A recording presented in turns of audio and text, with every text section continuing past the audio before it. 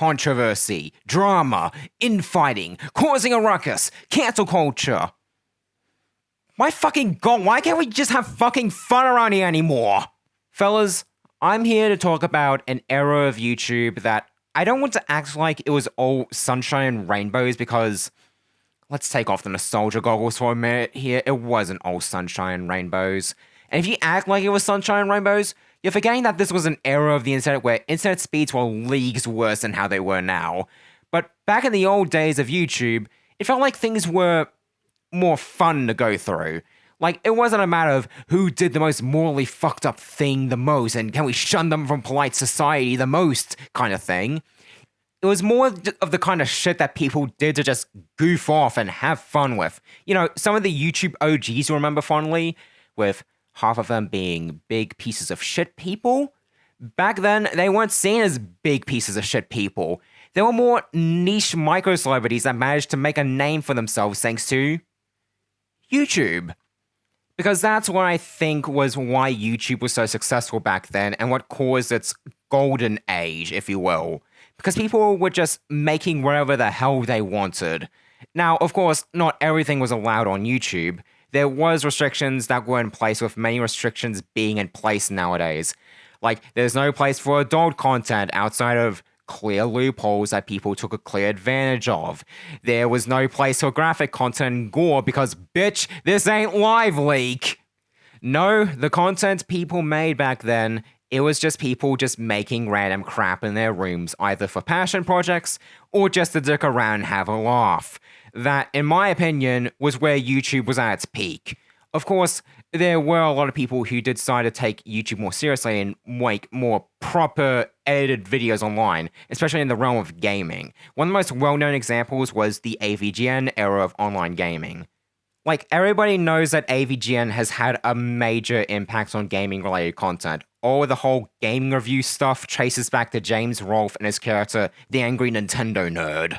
But even then, even though I personally wasn't paying attention to YouTube at all during this time, mainly because I'm a 2005 baby and I didn't know of YouTube's existence until I was say, 5 or 6 years old, I recall that there was a stupidly limited tablet that was made for showing photos that had light application functionality my parents used to have that had a limited YouTube app on it.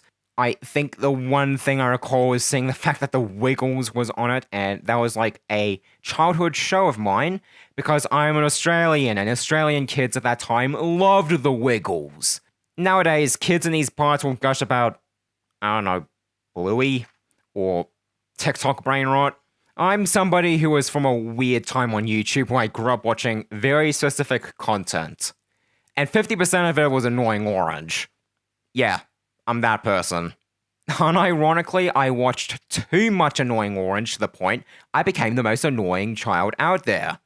Yes, go ahead, make fun of me. But the other half, I also grew up watching Dan TDM as well as some other YouTube channels at the time, or called channels like A Plus Start and Explain TNT being some of my favorites when I was much younger. And probably some brain rot channels at that time. It was a very particular time on YouTube for me when I was younger. It was also a time when my brother also exposed me to creepypastas, which, unironically, it was through Watch Mojo. Yeah, I know. I discovered Ben Drowned and Sonic.exe through Watch Mojo of all places. If you're feeling secondhand embarrassment right now, or if you're just wanting to make fun of me for that, well, I'm not going to stop you because it is embarrassing for me to admit it, but at the same time, who cares? I was just a kid. So this was just a time where the internet was, well, not really drama-free, as a ton of video essays have showed us that the internet was never really sunshine and rainbows. I know this because I watched the whole Chris Chan documentary. That wasn't a joke. But the era I came from, it was an era that felt more like the algorithm wasn't trying to feed you constant drama and negativity, at least on my end.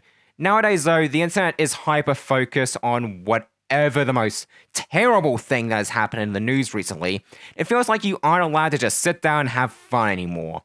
You're forced into shit you didn't sign up for because we have to maintain a moral high ground or some shit just to please the most terminally online activists or the most terminally online racists imaginable. Well, you know what? I'm not gonna do that. I want to have fun, damn it. And if people don't want me to have fun, then cry about it, bitch. I don't care. I'll put out what I feel like. And if nobody cares about what I put out, I won't care. Same way if somebody hates what I put out. So I want to go back to an era where drama was not the norm. And just doing what you want on YouTube was the norm. Is that too much to ask? Anyway, I just wanted to talk about this. Thanks for slopping by, I suppose. And yeah. See ya. Bye.